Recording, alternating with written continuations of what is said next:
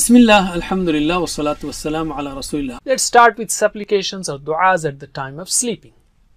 When going to sleep, lay on your right side and keep your right palm below your right cheek and supplicate the following.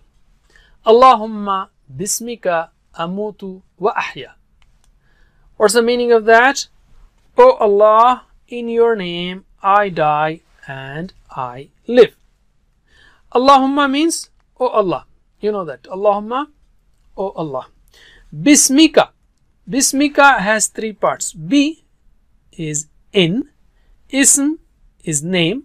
Ka, your. Bismika, in your name. Allahumma bismika, O Allah, in your name. Amutu. Amutu means I die. It is from maut. Maut means death. Amutu, I die. Wa ahya, and I live. Wa means and. Okay, don't mix that. Ahya means I live. Don't mix the two words.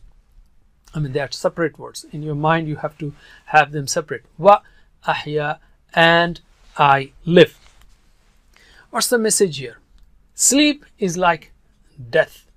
When we are asleep, we don't know if we exist or if there is anything called world. All our tasks should begin in the name of Allah. When we sleep in the name of Allah, our sleep is blessed and we overcome fatigue and laziness through the sleep.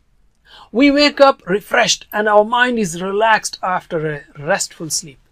Most importantly, Allah safeguards us, protects us during our sleep. This prayer reminds us of our life's mission.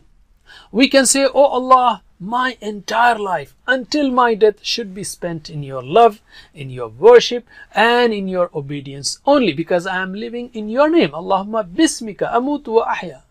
And when I wake up in the morning, I will work on those things which will please you."